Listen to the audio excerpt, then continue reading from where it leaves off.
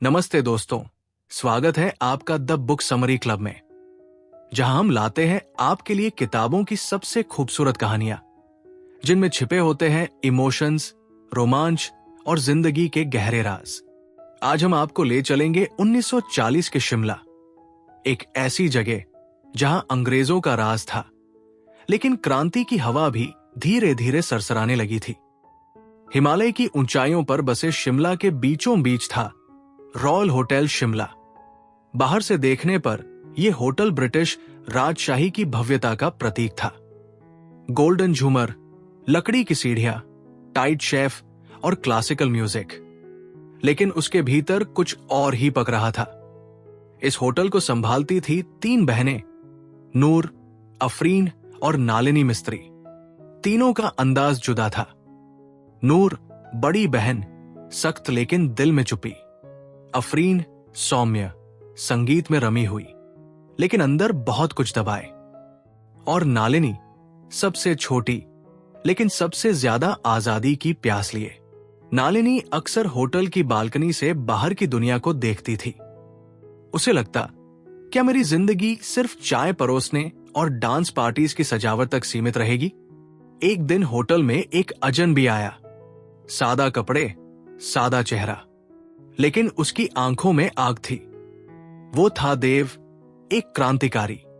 उसने नालिनी को एक ऑफर दिया, हमें होटल के अंदर से मदद चाहिए। समर जुबली बॉल की रात, एक मिशन है। नालिनी को झटका लगा।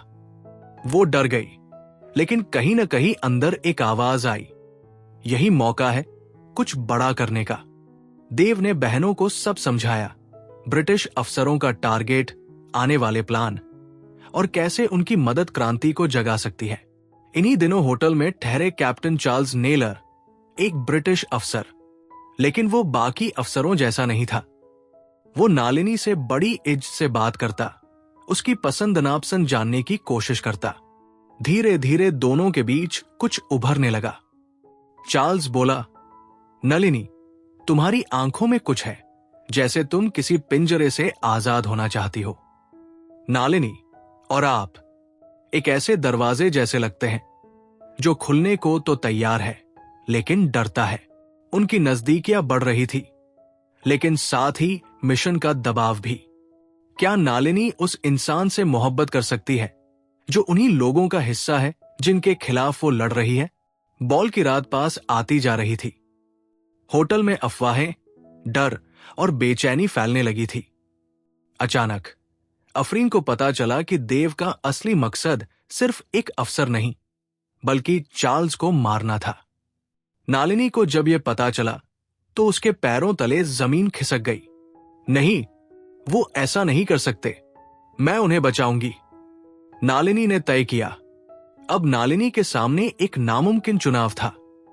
प्यार या देश, कर्तव्य या दिल, या फिर बलिदान। रॉयल होटल पूरी तरह सज चुका था। संगीत बज रहा था, अफसर नाच रहे थे और छुपे हुए चेहरे अपना काम कर रहे थे। देव का आदमी रघुवीर अंदर दाखिल हो चुका था। नालिनी ने सब समझने की कोशिश की, लेकिन वक्त हाथ से फिसल रहा था। चार्ल्स और नालिनी का एक आखिरी डांस चल रहा था।